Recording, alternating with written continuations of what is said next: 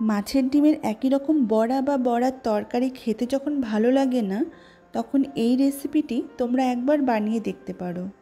আমরা নিরামিষ ধোকার ডালনা তো মাঝে মধ্যেই খেয়ে থাকি, তবে মাছের ডিমের ধোকার ডালনা কিন্তু খেতে অসম্ভব ভালো লাগে।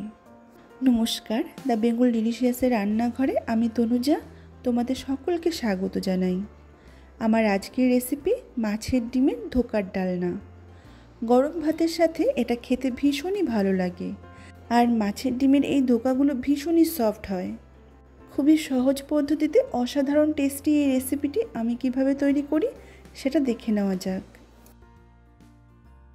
আমি এখানে 300 গ্রামের মতো কাতল মাছের ডিম নিয়ে নিয়েছি। আপনারা চাইলে রুই বা কাতল যে কোনো মাছের ডিম দিয়েও রেসিপিটি তৈরি করে নিতে পারবেন। এবার দিয়ে দিচ্ছি একটি মিডিয়াম সাইজের মিহি করে কুচনো পেঁয়াজ, আর ঝালের জন্য দিচ্ছি 2টো কুচনো কাঁচা লঙ্কা। তাতে দিয়ে দিচ্ছি 1 চামচ পরিমাণ আদা রসুন বাটা, 1/2 চামচ পরিমাণ জিরে গুঁড়ো, সামান্য হলুদ গুঁড়ো, 1/2 চামচ পরিমাণ লঙ্কা গুঁড়ো, স্বাদ অনুযায়ী নুন। সমস্ত কিছু দিয়ে মাছের ডিমটাকে মাখিয়ে নিতে হবে।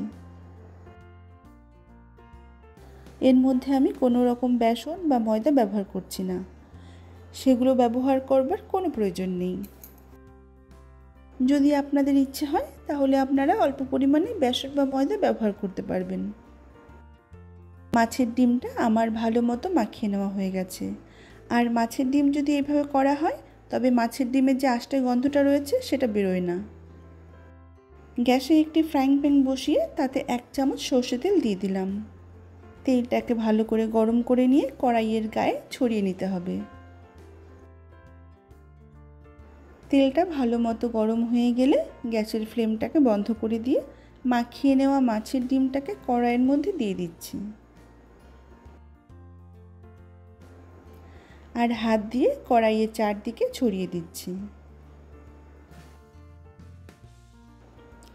এবার ঢাকা দিয়ে গ্যাসের ফ্লেম লো টু মিডিয়াম রেখে মাছের ডিমটাকে 10-15 মিনিটের মতো হতে দেব।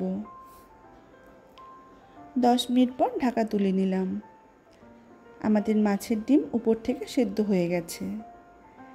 এবার খুব সাবধানতা অবলম্বন করে একটি প্লেটে মাছের ডিমটাকে নামিয়ে নিয়ে আবারও ফ্রাইং প্যানে উল্টো দিকটা দিয়ে বসিয়ে দেব। ঢাকা দিয়ে লো ফ্লেমে আরও 5 মিনিট হতে দেব। এতে করে মাছের ডিমের দুদিকটাই ভালোভাবে ভাজা হয়ে যাবে। 5 মিনিট পর ডিমটাকে নামিয়ে নিয়ে ঠান্ডা হতে দেব। এবার ডালনা তৈরি করার জন্য একটি কড়াইতে 2 টেবিল চামচ সর্ষে তেল গরম করে নিয়ে তাতে ডুমো আকারে কেটে রাখা 2টো আলু দিয়ে দিচ্ছি। সামান্য একটু নুন আর হলুদ গুঁড়ো দিয়ে আলুগুলোকে লাল করে ভেজে নেব। মাছের ডিমের ধোকা ঠান্ডা হয়ে গেছে, এবার কেটে নেব। আপনারা চৌকো অথবা ডায়মন্ড যে কোনো শেপে কেটে নিতে পারবেন। আমি ডায়মন্ড শেপে কেটে নিচ্ছি।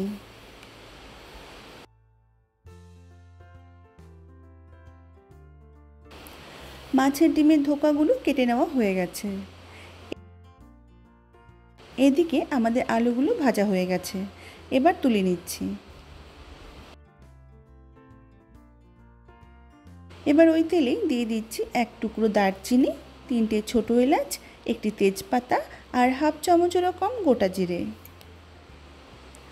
কয়েক সেকেন্ড ফোড়নটাকে ভেজে নিয়ে দিয়ে দিচ্ছি একটি মিডিয়াম সাইজের কুচনো পেঁয়াজ।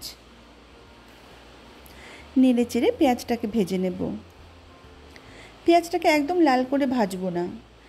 পেঁয়াজটা নরম হয়ে এলে তাতে দিয়ে দিচ্ছি 2 চামচ পরিমাণ আদা রসুন বাটা।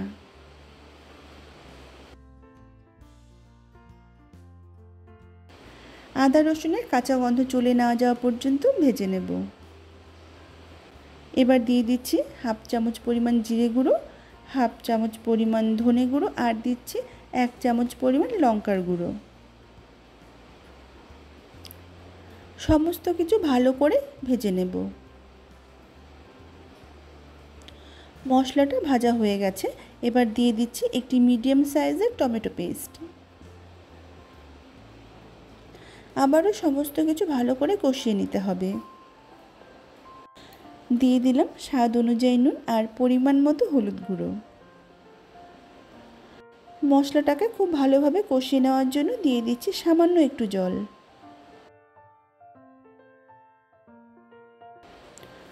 মশলাটা ততক্ষণ কষিয়ে নেব যতক্ষণ না মশলা থেকে তেল ছেড়ে দিচ্ছে।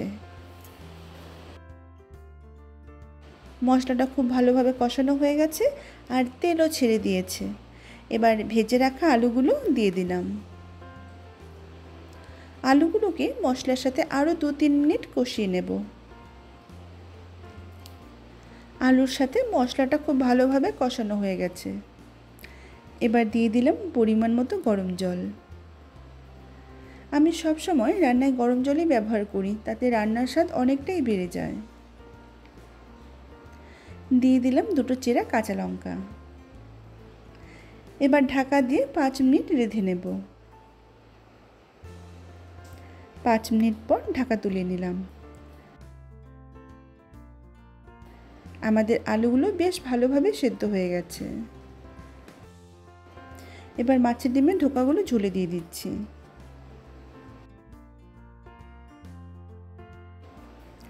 আবারও ঢাকা দিয়ে 2-3 মিনিট রেঁধে নেব। 3 মিনিট পর ঢাকা তুলে নিলাম। আমাদের মাছের ডিমের ধোকার ডালনা প্রায় হয়ে এসেছে। দিয়ে দিচ্ছি সামান্য একটু চিনি। এই চিনিটা মাছের ডিমের ধোকার ডালনা স্বাদটাকে ব্যালেন্স করবে আর খেতে ভীষণই ভালো লাগে। আমাদের ডিমের ধোকার ডালনা একদম তৈরি। নামানোর আগে 1 চামচ গরম মশলা বাটা আর 1 চামচ ঘি দিয়ে নেড়ে চেড়ে নিয়ে গ্যাসের ফ্লেম অফ করে ঢাকা দিয়ে 2-3 মিনিট স্ট্যান্ডিং টাইমে রেখে সার্ভ করে নেব। আশা করছি আমার আজকের মাছের ডিমের ধোকার ডালনার ইউনিক এই রেসিপিটি তোমাদের ভালো লেগেছে। আর যদি ভালো লেগে থাকে অবশ্যই আমাকে কমেন্ট করে জানাবে। তবে আজকের মতো এই পর্যন্তই। আবারও হাজির হয়ে যাব অন্য কোনো দিন অন্য কোনো রেসিপি নিয়ে। সকলেই সুস্থ থেকো, ভালো থেকো। ধন্যবাদ।